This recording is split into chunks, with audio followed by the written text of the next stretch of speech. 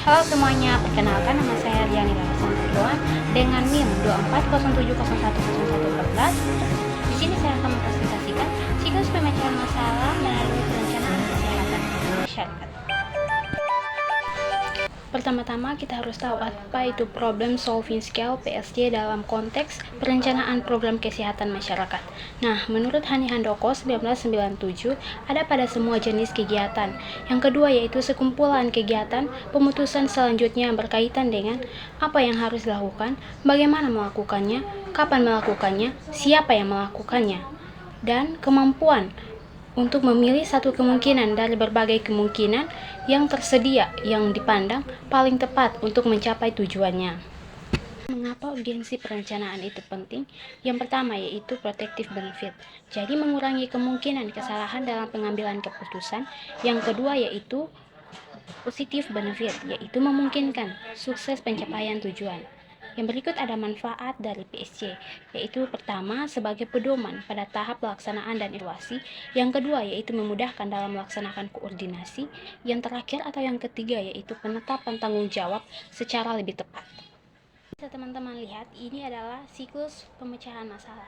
Saya akan menjelaskan tahap-tahapnya dengan menggunakan contoh sederhana yang dapat kita pahami dengan mudah. Pada tahap yang pertama yaitu analisis situasi.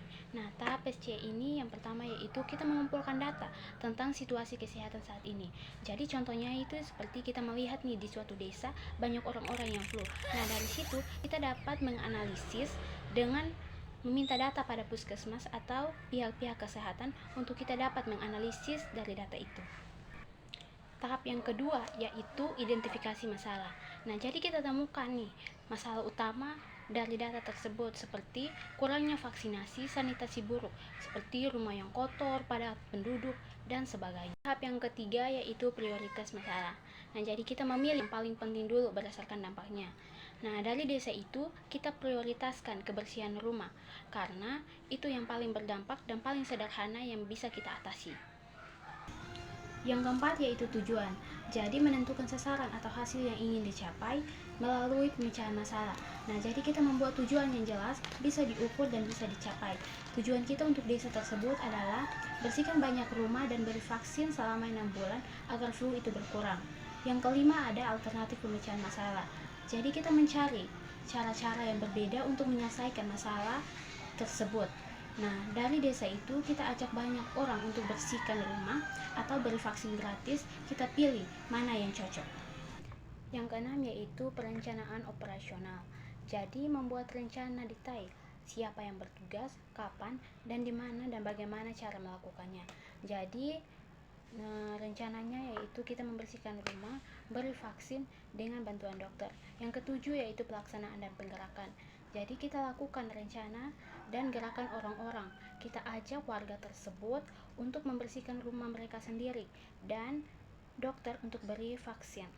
Tahap yang kedelapan yaitu pemantauan, pengawasan, dan pengendalian. Jadi mengarahkan kegiatan agar tetap berjalan sesuai tujuan serta melaksanakan koreksi bila ada hambatan. Jadi contoh hambatannya itu jika vaksinnya kurang, berarti kita tambah lagi vaksinnya. Yang kesembilan yang terakhir yaitu evaluasi.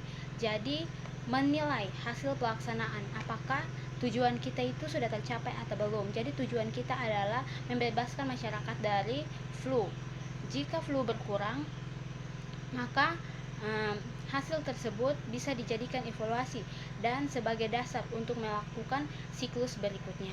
Jika ada kesalahan, maka kita perbaiki apa yang salah dari perencanaan tersebut.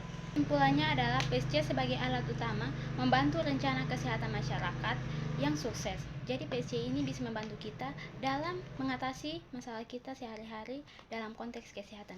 Jadi jangan lupa menegakkan PSC dalam kehidupan sehari-hari ya.